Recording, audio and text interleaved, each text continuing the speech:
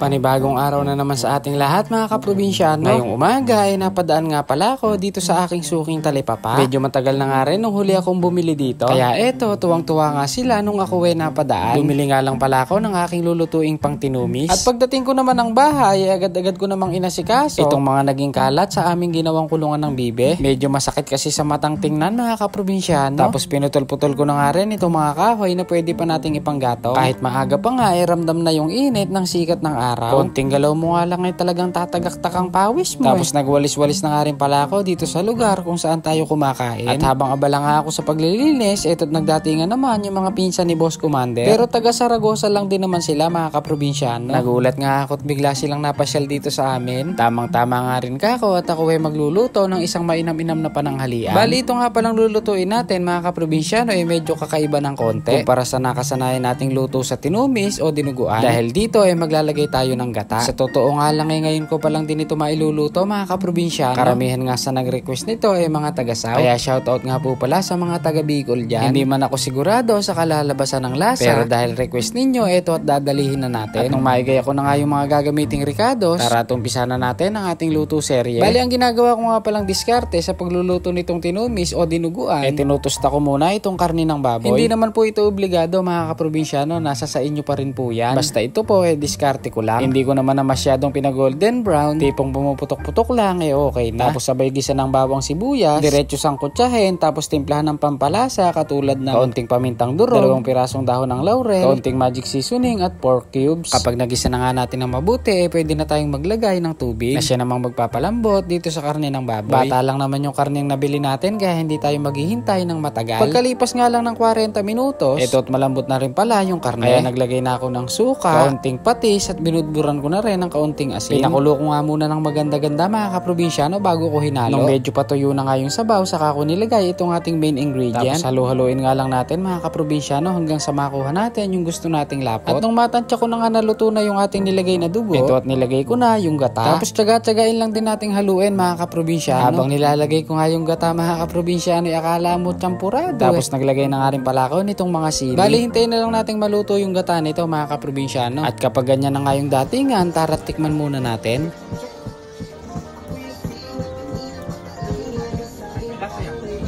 Medyo kakaiba nga yung lasa mga kaprobinsyano. Kinulang nga lang tayo sa alat kaya nagdagdag ako ng kaunting asin. Tapos tinikman ko ulit mga kaprobinsyano. Ayun, at palagay ko naman sisibak ito ng isang kalderong kanin. Kaya agad ko nang hinango mga kaprobinsyano. Tapos i-plating pa nga natin ng bahagya. Ayun no, sa lapot naman. Mukhang kakapit ng matindi sa kanin to. Abay na pa hinihintay. Tara po't samahan nyo na po kaming mananghalian mga kaprobinsyano.